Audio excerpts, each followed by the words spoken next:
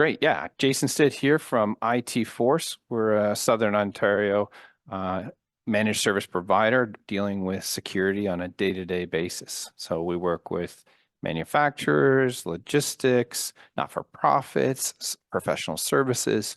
And on a day-to-day basis, we have to help protect the organizations as well as keep them running productively. So it's always a balancing act between security and production.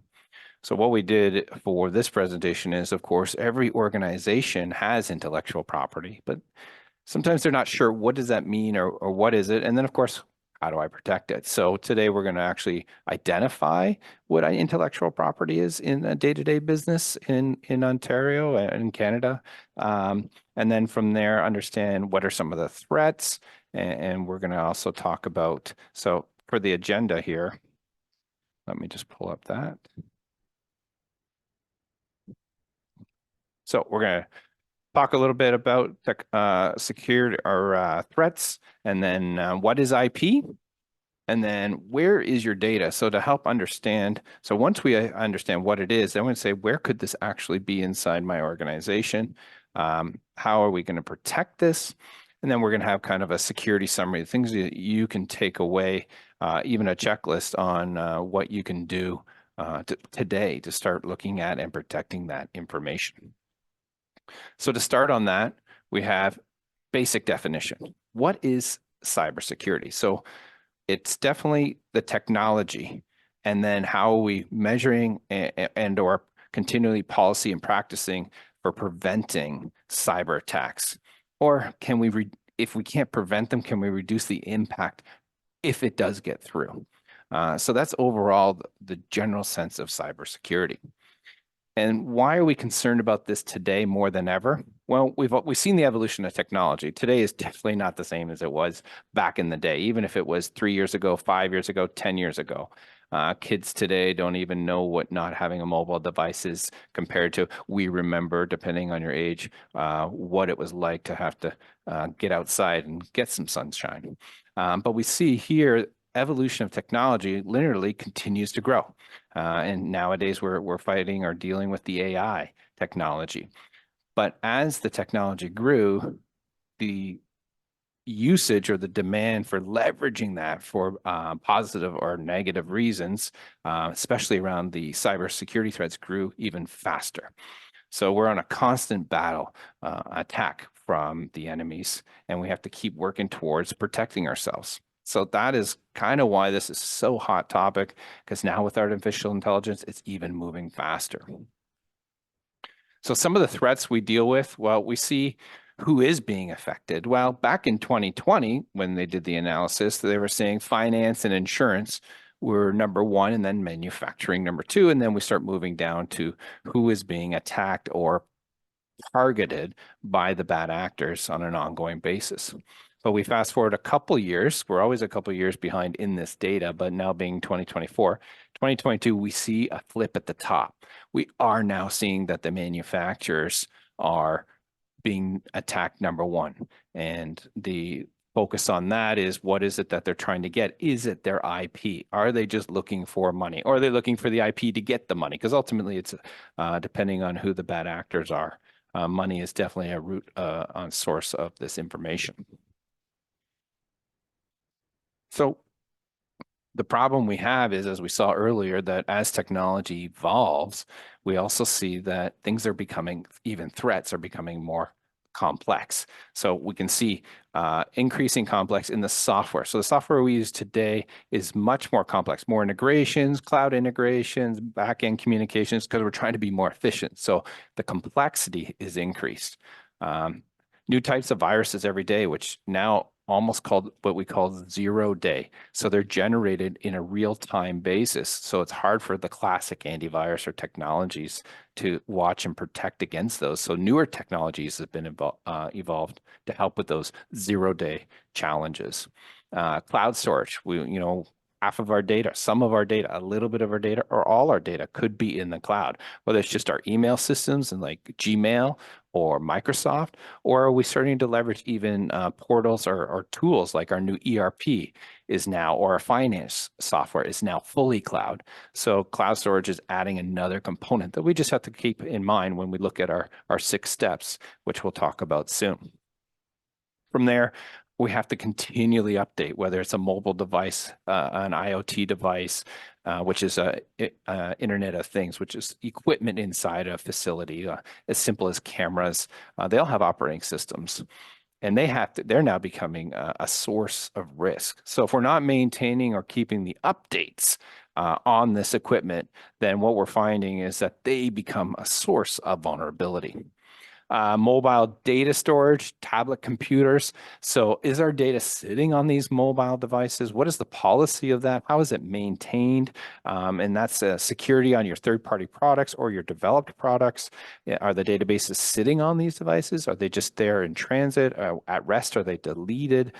So what's going on with them? And are they also showing to become access? Are we putting apps on these? Are they controlled by the organization? Or are they now a point of vulnerability to get inside the organization? And of course, AI across the board is, on the bad actor side, are they trying to get in? Are they developing better spam or email technologies? We're going to go through some of those things. So artificial intelligence is definitely taking it up to the next level. Now, the good thing is AI can be used on both the white hat and the black hat side. So the good guys can also, like us, have AI to help protect organizations and start building further and deeper rings of protection around organizations. So who are the bad actors? Who are we dealing with? And they have different purposes. So on a general sense, we have state-sponsored. So state-sponsored being refers to the cyber attack directly controlled, funded, and managed by government organizations. So what are some of their purposes? Well, of course, intellectual property. That's the espionage component of it. Information, is that not intellectual property? Similar.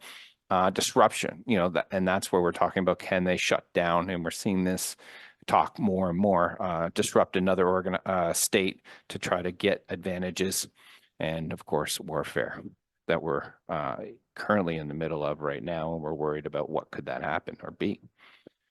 Activists, they're more political. So they're a group of people who come together with a purpose. Like in the Ukraine war, they were fighting, some activists were against Russia. So they grouped together to try to take out or attack them because they had the same impact or thought of working together. So they want fame, or they want to cause disruption. Are they environmentalism? To help the world somehow stay safe. And then criminal. Criminal is basically business. These are businesses, criminal businesses that have bosses, they have employees, they go to work every day, they have company picnics, and they're in countries, some of the top countries are China, not China for this, but India, Brazil, Vietnam. And those are countries house, and they show that they try to prevent them, but these businesses are legitimate organizations that are the ones calling and trying to get your money and pretending to be someone else using the social scams. They're the ones that are tracking down and watching the links as they get clicked in emails. For them, the big driver is definitely money. Now, if they get data, maybe they can leverage that into money, and that would depend on their purpose or source. Money is their biggest driver. So some of the types that they're using, so spam is very prevalent. Everyone has, if not everyone, but most high percentage of individuals have some form of email. So whether they're attacking you on a personal level, but here they're attacking you on a business level, they're trying to get into the organization. So typically what they're trying to do is either put little applications because you've clicked something and it gets down inside the organization, which is like a Trojan or a worm, and that allows them access inside your organization. Or are they looking at credential harvesting? So this is where they try to get you to say, you get an email that says, hey, your UPS has to be checked, but your account isn't working. Can you update it? Or your Amazon account or your Microsoft or Gmail password has to be updated because there's a new virus or threat. So they actually use their urgency and fear of new threats to try to trick you into just renew your password here, enter your username password, but they're actually taking that away. and now they have it. So that's where they're using that to help or to leverage and get inside, whether mostly the cloud, but maybe if they do a Trojan or a worm, they can get into your local space and start snooping around. And sometimes they won't act right away. They'll take their time depending on the type of infection that they're putting inside your organization. So now that we've looked at a few ways and a few individuals are coming in, what are they looking at when it comes to your IP? So money is money, they've asked for money, but if they're using your data, how are they evaluating that data and how do they know what they can do with it and how does it work? So, and the value of it. Well, we have, of course, type and sensitivity. What did they get? Did they just get a basic list of your vendors, or have they got confidential information from your organization? What's the market demand for that information? Can they readily push it really quickly and sell it, or is there a lot of work and there's a low buying aspect of it? Exclusivity and freshness, right? So how new is the data, and is it just common information because it's already out there because the Equifax or the Life Labs or what other outbreaks like, well, this is the same data, so it's not, that's more valuable than this. So that value is not there. Volume and quality. Again, sheer volume, if it's big enough, maybe they can get something out of it. Use it in their AI as auto blasting for those spam emails to run the cycle again. So it's just a constant cycle. Get the data, run the cycle, go and get more data, maybe get some money. Usability and format, is it just plain clear text and it's easy to work with, or is it encrypted? It's going to take a lot of work. So the value on the dark web is going to drop if it's harder to use than if it's simple information. So that's why one of our battles, and we'll see, is encryption, is because that will help reduce the value of your information and potentially make it inoperable for them. So that would be fantastic. It's useless, and there's no risk or reduced risk. There's never no risk. It's always reduced risk. Target and industry, who are you as a business? What type of information do you have? How readily desired is it? Sometimes they use assessment tools. So it's ransomware as a service, being a bad guy as a service is now out there, where anybody can get out there and just start paying monthly service fees for tools and technologies, and they can become the bad guys. And they have the ability to, one, be a bad guy or have these tools to evaluate where they are in forums and stuff like that. So they can do assessments and get it out there fast for evaluation. And of course, always, all this leads to the final. How much money can I get for this information? Now, if it's state sponsored, there could be a little bit of information needed for espionage kind of thing, where we're seeing a little bit of that here or there. And that's more at the higher levels where they're trying to steal technology because they can't just develop themselves. One way to we look at how to assess where the evaluation or how to evaluate cyber risk inside an organization. So of course you have, what is the extent of this damage that could be done to the organization when an event occurs? And then what is the probability of its occurrence? So for example, we would we overwrote a file. So of course, how often does this happen? We look across there and we see, okay, that can happen often, especially with the syncing happening. You open a file because you want to use it as a base, but you forget and you start working on it and it's updated and you're like, oh my goodness. So instead of hitting save as, we see that in budget files once a year. They forget to make a copy of it and they overwrite. Can be restored from backup. So low impact. It either can be rebuilt or restored. Another thing is this gift card scam where CEO fraud comes out, where you're getting an email or a text message and you think it's your boss, and this is happening 2-3 tiers down, and of course you don't question it. You don't want to lose your job. They're going out and they're buying gift cards. So how do we prevent that? Probability, medium, impact, depending on the organization. Is it $1,000 in gift cards? Well, if you're not for profit, $1,000 is $1,000. If you're another organization, with a higher margins, it's a smaller impact. But then we're talking today about intellectual property. So we're already started at very high to the extent of damage. The question is, which way do we go on the occurrence? So if we're less secure, it's going to head towards the increase in probability. Now, if we if we increase our security, we're going to get it reduced. So we're going to move into a low probability occurrence because not that they're not trying, it's that they're not getting through and succeeding. And can we get over our caution line and get into a safe, acceptable level?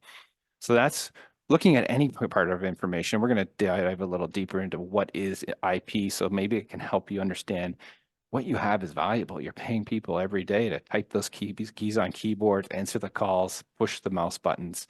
That's creating a lot of content. And the question is, what's the value of that content, or what is it exactly? So we want to help you understand what is IP data, intellectual property. So IP, intellectual property, is the intangible and created asset that has legal protection from unauthorized use. So distribution or sales. So or feel inherent, like this is my secret sauce, or we've built this information. If my salesperson took it, that wouldn't be right. That's putting me at a competitive disadvantage. And to understand what does this look like, or where is it in my organization, that's what we're going to talk about today to help understand better. One of the ideas is trade secrets. So trade secret protects information that confers value or competitive advantage in the marketplace. So when you look through this and your organization, this is the digging deep exercise where you have to start going, if this got out, what would be the impact? If this person took that, and it might be a certain person has to have this information for it to be valuable, where another person isn't, but that exercise in itself will help you understand, what do I need to invest to keep this safe and protected? So trade secrets last as long as the commercially viable information remains confidential, protected by reasonable measures to keep it a secret. So the trade secret all relates to while it's containing or maintaining its value and why we want to keep it. Eventually, information over the years eventually has no value anymore because it's not relevant or helpful. But what are some of the measures? And we're going to go through those details, a few more details on this today, but making the information confidential, limiting access within the organization and outside the organization. So we got to watch the people inside, and we also got to watch the people outside, because there's two areas of effect, physically and virtually. Non-disclosure agreements. So if you're hiring individuals who are coming to work for you, of course, the NDA is the legal side of keeping your organization protected, because they're going to need this data, because that's their job, is to use this information for the organization. Reviewing periodically with employees need to know the trade secret information. So that's once in a while, keeping it protected inside the organization. So some people are just not even going to even know what's there. And creating the confidentiality or the culture inside the organization, that what we do here, this is kind of how you talk outside the organization. And depending on the secret side, that's why we're talking about it being a trade secret, what we do about keeping it small. Jim. Yes, yes. So I'm back for at least one of the attendees. So I lost the connection, but regarding the trade secrets, the intellectual property, of course, there's the legislated or the statutory intellectual property, things that are protected by law, things like patents, trademarks, copyrights. Those, even nominally, if someone manages to get access to some of the information, you can protect it legally because you filed to protect that. But trade secrets are a different matter because it really depends on you keeping it secret. It's the whole idea is that if you let people know, as soon as somebody knows how you do it, it has no value anymore, because you can't ever get that genie back into the bottle. So your job is to try to protect it. So that's why in this presentation, we're focusing a lot on the trade secrets. It's not that drawings, you put that it's confidential, it's owned by the company that created the drawing. Even though they get access to that, if you find those drawings floating around, you have some measure of protection because you marked it as confidential, as opposed to it just saying this is company X's drawing, anyone can use it. So it's important to remember when you're sharing information with anyone that you put confidential. If you are sharing information that's not well known, then make sure you do that non-disclosure agreement. And then when you're protecting information, you want to make sure that you have a special box for those trade secrets within your IT system. whether that means that you are encrypting everything that's in that level. It talks about what people have access. You know, you have certain sections of your system that can't be accessed by all employees, you know, unless they actually have the appropriate passwords or setup to be able to do that. So I'll pass it back to you again. Thanks, Jason. Yeah, thank you, Jim. Yeah, and we're going to go into a little more details in those areas today. I have some details on how to look at people, how to their roles, and how the 4 A's we call it. So, um, types of intellectual data, intellectual property data. So this is right down to the technical side of it. So where are you finding this information in an organization? And this list is pretty big, but there's going to be more than just this, but this will help guide you. What is it that we're producing and things that you might not even know? So in the database structure, so databases are your large data volumes.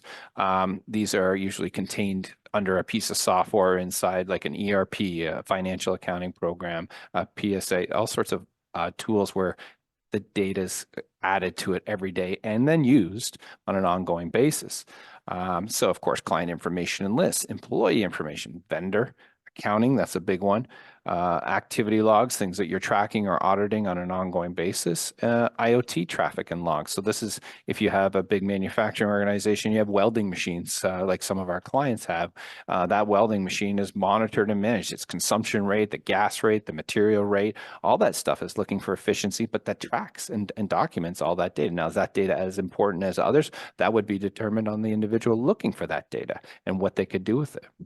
And then, of course, we have the documentation side. So these are the creations from the staff, and some some is automated through merging templates, that kind of idea. But we have policies and policies, and we'll talk a little bit more about that on the cybersecurity side. But then we have processes. Now, if you spend all the effort to optimize a process, that has high value in being efficient and competitive. Industrial design data, trademarks, trade secrets that we talked about today. Patent data, copyrights, litigation and legal data. So, was there something that happened through a purchase or a challenge against maybe a trade secret or a copyright, and what happened?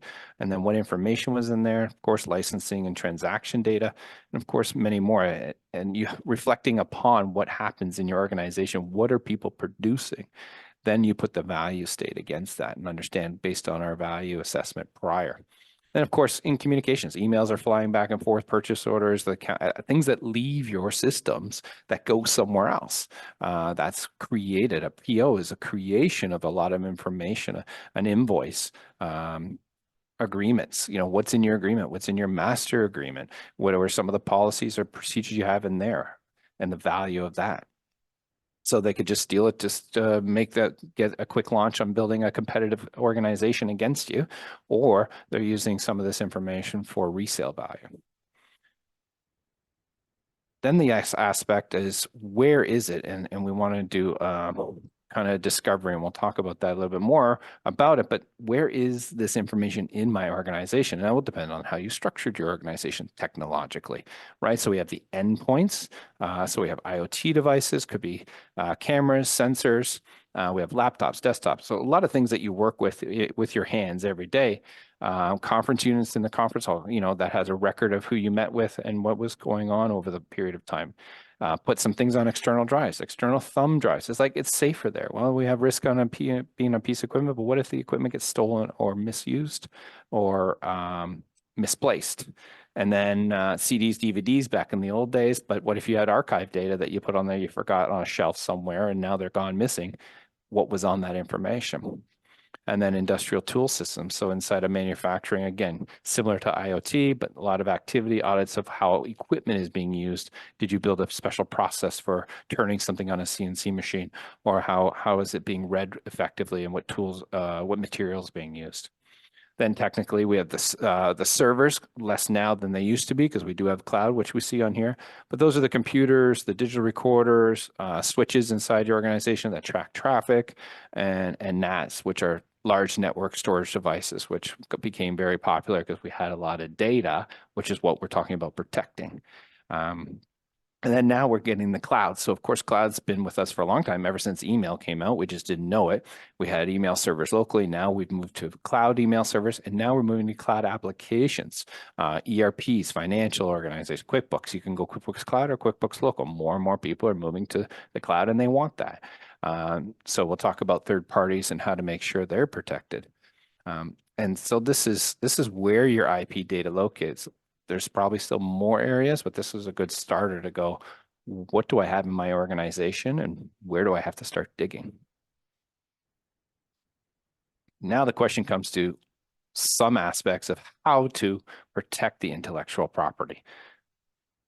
So 6 areas in protecting your IP are, we have policy, which is the planning, discovery, where is everything? We'll talk about that more. The protection side of it, the detection side of it. We have response. What do we do on the after detection? And then compliance. So policy is basically your roadmap. It's what is our goals? What are the rules? And how are we going to apply them? If we don't have the plan, we don't know where we're going. So we set up the levels of security. We saw the security grid. Where do we want to end up? Do we want to be in the green? Do we want to at least hit the yellow? Are we hanging in the red because we understand the risks, or do we even want to be there?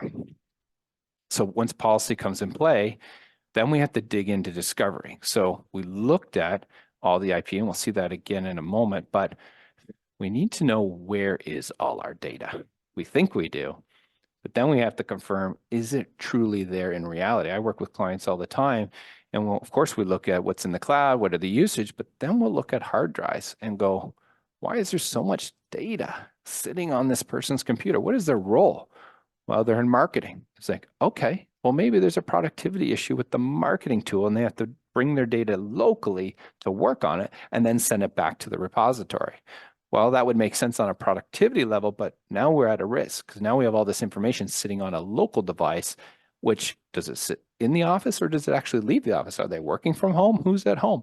So the reality of our data could be much different than our design of the data. So that's part of the discovery process. Let's hunt it down. Let's find out what's going on. Where's it all, or where is it found? And then we have to start looking at the next steps from there once we find it. And again, this is the types of data that we're looking for. So databases are a little easier because they're usually housed at a central place. So the databases are all in one place. It's just have people extracted any information from it. And then documents, that's where finding could be anywhere and everywhere. So people are producing stuff. Are they saving it locally? Are they saving it to the cloud? Are they saving it to the secured space? And then communications. So protection of the data, we start right off the top with encryption. Can we take this plain information that I'm working on and add a layer of encryption? So encryption, what it technically means is I have keys to this data. It's been converted with this key. And if I can apply the key, which happens in real time in your safe space, the data is available. But as soon as the key is no longer available, that data is not usable. It's encrypted. No one can take the value out of it. No one can hack it. They can't read it. So encryption at the endpoints. So if anything happens to those endpoints, especially working with health organizations, they're worried about their users losing their hard drives or their laptops, and people try to get in or rip the drive out and try to read it. Well, if it's encrypted, it's useless. There's nothing there for them, which makes it very safe on that side of things. And of course, we have access controls, which Jim brought up just recently about who are your individuals? What is their access level through the administration, their authentication, asking them, who are you? Tell me, authenticate. Are we doing this through multi-factor? What do you know? Your password. What do you have? Your phone. And who are you, which is sometimes your face, your finger, and you put those all together. That's where you get the multi-factor. It used to be called two-factor, but now it's multi-factor because you get a code, and the code goes to your phone, and to open your phone, you show it to your face, and your face unlocks it, and then you hit the code, and all that happens very quickly, which is great for efficiency. But it adds those layers of protection to all aspects where it's available. And that helps with the authorization. Are you even allowed to be doing this? And that's where you start breaking into like the finance department, the sales department, and admin, operations, executives, and you start once you bucket everything and you start building your structure all around your policy, then you can apply it, and that's where the discovery comes in, and you start making sure the data is in the right place and not where it shouldn't be. From there, we have the external protections, and we see that more and more. So now we've looked at isolating your individuals and protecting through encryption. Now we got a block. So you hear about firewalls all the time. They've been around a long time. Hopefully you guys, as an organization, have one already in place. The newest firewalls are called the next gen firewalls. They just have more software, more tools to help keep people out inside an organization. Now that's harder as you as you disseminate out and work, say, remote working, where people are less inside the building and more outside the building.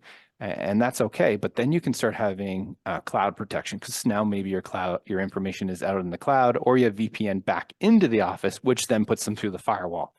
So once the firewall design is created and put in place, then it's like, what can we do, Jay, about, or what can we do with an organization with artificial intelligence? And that's where we're watching behaviors of the people. We're watching the collaborative space. We're watching the data repositories. We're watching the communication systems. And it's learning more and more and more. So not only just following rules, but it's actually learning behaviors of your employees to help prevent the bad actors from pretending to be you when they really aren't. And that's really important around the CEO fraud, because you hire new people, they don't know the culture, then of course they're attacked right away because they don't know how everything works, and they're the ones that become the weak point. So having AI on your side can really be advantageous in protecting you from the external side. And then, of course, backup, been around forever. It's now more advanced than it has been. There's virtual server sides. There's increase in backup frequency, local, offsite. So having the data local, having it in the cloud gives you multiple copies, allows you to restore in a more frequent or often point for reduced loss of data. So backup, continue to have it in place, helps with a lot of the challenges out there in the cybersecurity world. And then the more advanced, so think about antivirus now with AI, and then add humans, white hat humans, good humans on side of that. So what we're doing now is we're seeing what they call endpoint detection and response. So now there's agents sitting on all your computers watching for behavioral changes, probably starting to put in the AI technology to look for variations of that shouldn't be happening. This thing hasn't been known to do anything bad, but those behaviors don't make sense. So then that goes back to a SOC, or a security operations center of people, and they get the reports, they analyze the information, and they do the human review. And from there, they actually work on the response, whether you've given them full access to respond and shut it down, whether it's automated through the agents and the tools they have, or whether they have to contact you. And from there say, we found something, how do you want to proceed? So it all depends on how you set up your detection and response plan. And then we talked about the third parties. So compliance on both your organization and industry are important, but at the same time, how your third parties fall also on that. So you're like, okay, well, I have my operations internally. Am I in compliance? Are our policies structured for safety? And where's all our data? But what about when I'm working with a third-party tool? So here's an example you'll see on the screen where this is a third-party piece of software, and it has all the outlines. Because they're in the healthcare, they have to have this, or they can't even be in business. So how many of these do you have internally for your organization, where we have the compliance for? Are we SOC 2? Are we HIPAA? Are we PEPI? Are we controlled goods? So it all depends on, are we in compliance with where we have to be, whether it's government regulated, and a lot of it does come down that, or we got cyber security policy, we checked a couple boxes, we better make sure we get that, because if we want to call the policy and we don't have it, we're not going to be able to claim the policy. So checking your third parties, these are the tools or pieces of software you've gone to the cloud usually, and their data is being housed up there. So you want to make sure you can see that laundry list of things where the data at rest, encryption, data in transport, and all the things that they do, incident management and response. So your IRP, what is their plan if something goes wrong? So you can actually use these as a guide even for yourself. Some of them are a little higher up for us as small businesses, but at least they can give us a guidance on where to go. And you've checked the boxes that your data in your third parties is safe. So in summary, from the information we've looked at today, we want to just generally understand that we have these 4 areas that we got to focus on. So we want to be prepared. We want to be through protection and resilience. So that's where we talked about the monitoring, the planning, the testing. How do we respond? And then, of course, strategy and alignment. This is understanding our organization. What are we doing as a business for cybersecurity? How are we protecting the assets?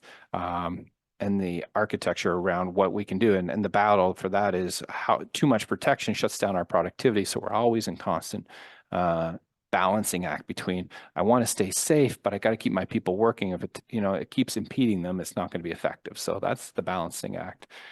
Control, we want to make sure that have we set up our 4As? Are they administered correctly? Do they have authorization? Is it being audited? Can we watch over what's going on? And are the people in the right place? And then behavior. So how are we developing the behavior of our people in our culture? Do they understand that trade secrets, like Jim had mentioned, making sure they understand that this stuff is to stay inside the organization? The information itself, what's the value of it and how it helps us grow the business and be prosperous as an organization as a whole across the employee. Developing security awareness for them, whether it's an automated security awareness program or whether it's every once in a while in an HR meeting or a company staff meeting, you do a little security awareness orientation. So one thing is we have is kind of the checklist and tips, right? So this is going to be a laundry list of things to do. We kind of already went through them. We talked about where to go from here and how to take this back and look at it with your organization and your teams, right? Because you're going to have to talk about certain things with different layers of people inside your organization, right? So first thing is focus on critical information, right? So if we can attack that first, not technically, but if we can focus on our aspects, because maybe this is a lot of work ahead of us for our organization, well, let's focus on the critical information first. Let's protect the most valuable assets that we've done through our discovery and spend our first amount of time on that. Then from there, we can start moving out. What did we have for an IRP, which is the incident response plan, which is basically, if this happened, here are the steps we take. We spin this up, we do this, we move over here, whatever the tasks are, if something gets taken away from the day-to-day orientation of the operations. And then we look over the budget. Are we even starting to put cybersecurity in the budget? Oh, we do, but it's just cybersecurity insurance. Okay, but what are we doing to make sure we don't ever have to claim insurance? So if we had a car and we were getting insurance for our car, we would not have a break. We want to make sure we've always stopped. We don't want to have an accident, but we do have insurance just in case. So now that we have cyber security insurance, what do we do with the organization? We start looking at encryption, the 4As, backups, external protections. Those are all your breaks to prevent the insurance policy from ever happening or being claimed. And then we look at the key risk indicators. Sure, we want to know about defense monitoring. Do we start watching stuff? Do we do some tests, kind of see what is our exposure and what we have from there? Work with internal and external specialists. So internally, your organization may be large enough where you have team members in the IT, and we want to tap what they know, but mostly there's limited knowledge there, and you want to reach out to those who deal with the security aspects across many corporations, because that's what they deal with every day. They see different aspects, and they probably have, like us, services available to help protect organizations from these events. And then follow the rules, right, of external providers. So this is when we remember we looked up at that third party and we analyzed all this information that they had, why? Because they had to have it or they wouldn't be compliant in their industry. So if we can take that as a guideline saying, well, this is the industry I'm in, this is the software, and if that's their protocols they're using, Well, we can use that as a template saying, okay, what is our this? We saw a big list of items there.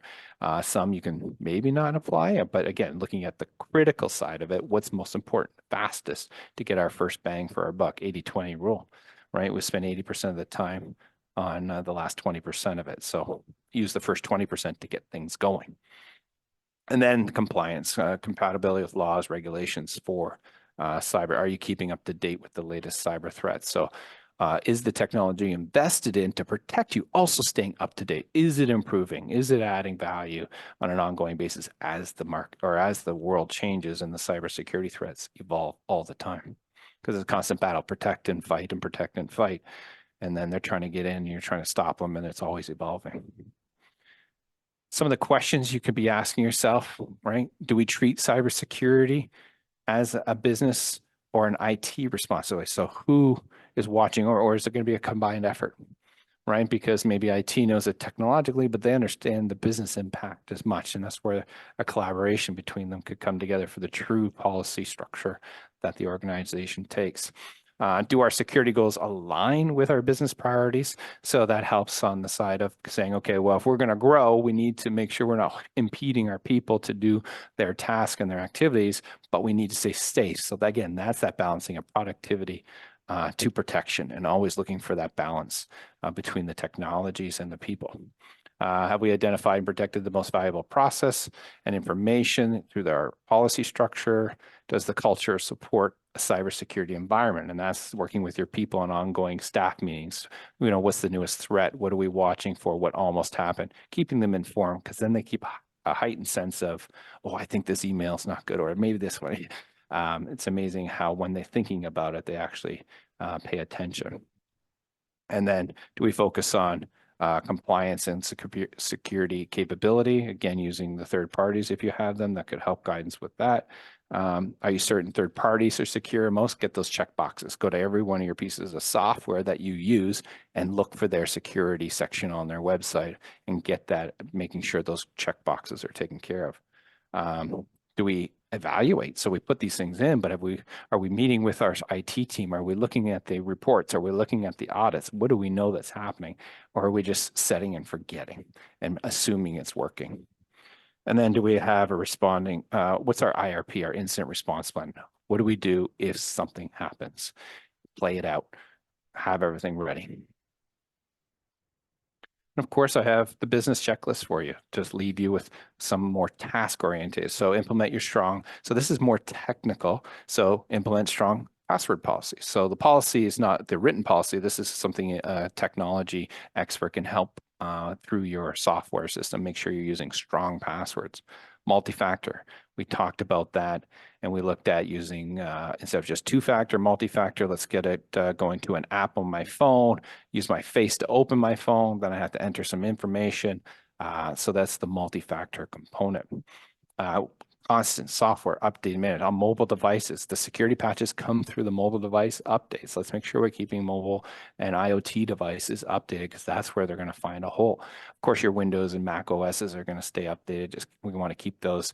We use a system that automates that, so you keep it away from the people, because people forget, they get busy, they're not going to do it. Firewall antivirus protection. We talked more about keeping those endpoints protected, and of course, the firewall that puts the ring around your organization with many applications or services inside of it to keep those bad guys away. Wi-Fi networks, making sure those systems are now locked down, isolated. It's even becoming a compliance requirement inside of your insurance policies. They're saying, I want the admin network separated from the public network. They don't want that bridge to be there. Employee training and awareness that can be done through an automated process. You can test your team, make sure they're staying abreast of information, and you can even send test emails, fish them, and see if they're filling in for cards, or are they looking for a free pizza, or are they filling in their Microsoft credentials when they shouldn't be. Data backup and recovery, fundamental, making sure it's monitored. Is it being reported? Is there accountability? Has it been tested? AI. Getting AI in your organization in one form of another. Right now, it's heavily in the cloud protection, because the cloud is the more exposed space, because it's out there. So you want to keep the AI watching over that, so they can shut things down if it looks like nefarious activities going on. Dark web monitoring. Has my data been gone out there? Has it been released? What information is out there? We offer clients the opportunity to take a look into the dark web and what breaches have put their organizations at risk. And then, of course, ongoing regular security audits and assessments, whether it's is the data still where it has to be when we looked at the discovery? Is the protection systems is our 4As correct? Did someone get extra authoritative offering during our access during a period of time because they worked on a year-end budget, but it never got pulled back, and now they have this access that they shouldn't have. Lots of areas in the regular security audits and assessments. Sorry, I went a little fast there, but we wanted to make sure it's time for questions and answers. So, Jim, team, what would we like to talk about? Okay. All right. Thank you. So obviously open it up for sure to our guests that are with us, to Wes and Madeline, if you're interested. A few of the key items that I take away from the presentation, again, in terms of who has access to the information, what information is important. Can't emphasize enough that when you have people that own companies, they're always doing inventories of everything. They've got inventories of their equipment, their buildings, all of even all the furniture and all of that kind of thing, just to make sure they know what their important things are. But think about, have you made an inventory list of what your intellectual property is? What are the assets that you really want to protect? And as Jason has said, where are they? And then you can start thinking about, well, what's the easiest way of protecting that? Just saw a question came in from Madeline. Madeline just said she was quite happy and didn't have any questions at this time. Oh, good, good. It was a lot of information. Yeah, the other hugely critical thing about cybersecurity, and I'm the IP guy. I don't want to rain on Jason's parade as well, and he brought it up, is culture and training. Your main weak point isn't going to be your computers or your networks or that kind of thing. The greatest weak point that you have is your people.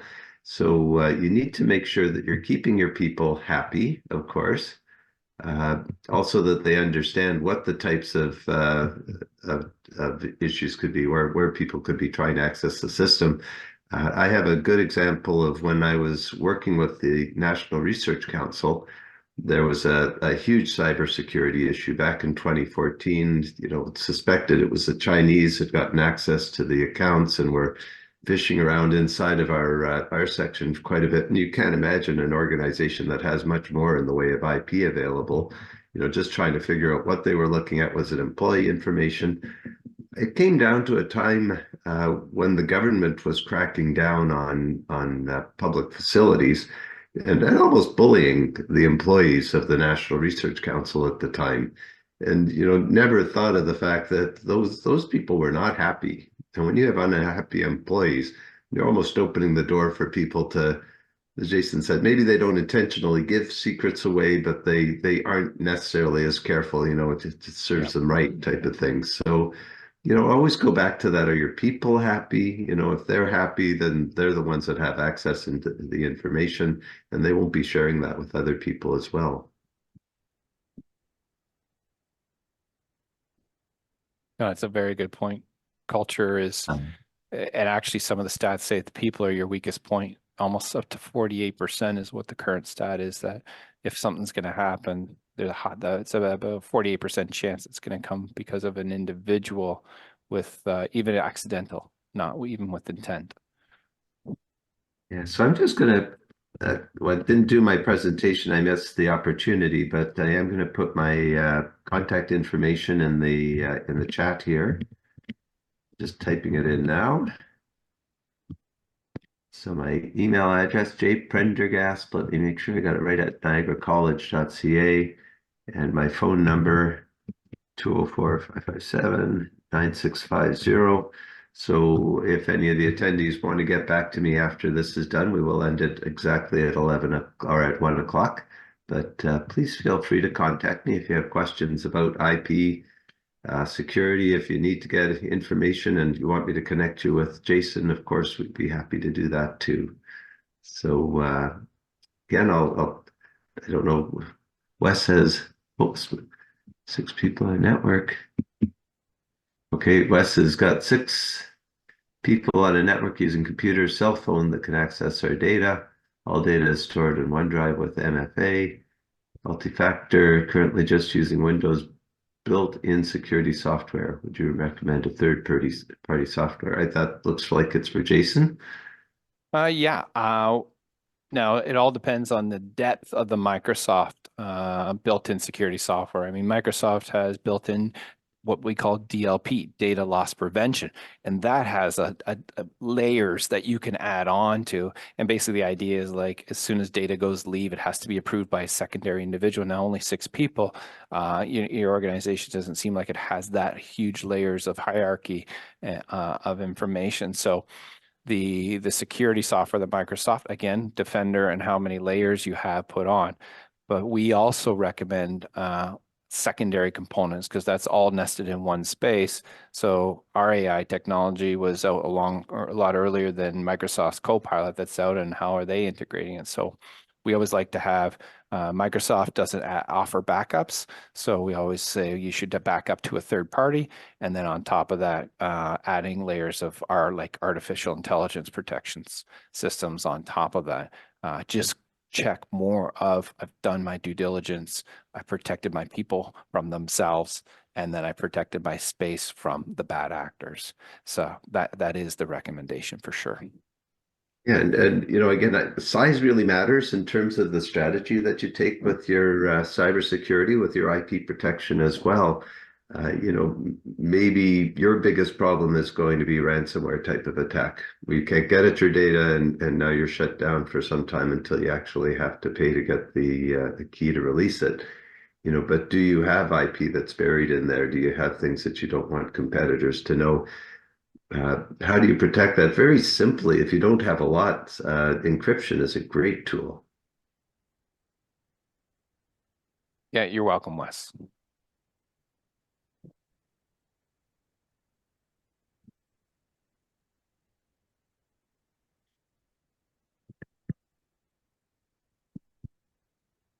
This is very good. Well, thank you everyone for joining us. Thank you again to Jason for helping with the presentation. Again, it's always good to go to the experts. I say I've seen the wrong side of it where we were held hostage by a cybersecurity attack, and it took us 3 years with an organization as big as the NRC. It literally took us 3 years to get our systems back under our own control. We had things literally partitioned off from the rest of the world that we were doing just to make sure that we weren't allowing people in. We were using faxes as our prime communication strategy because those are secure. So yeah, you definitely don't want to let somebody get inside your perimeter. So please, if you haven't had a chance, and you want to have something like that, take advantage of the opportunity to have someone like Jason come in and just do an audit very quickly. Yeah, exactly. Conversations can go a long way. Okay. Well, thank you, everyone.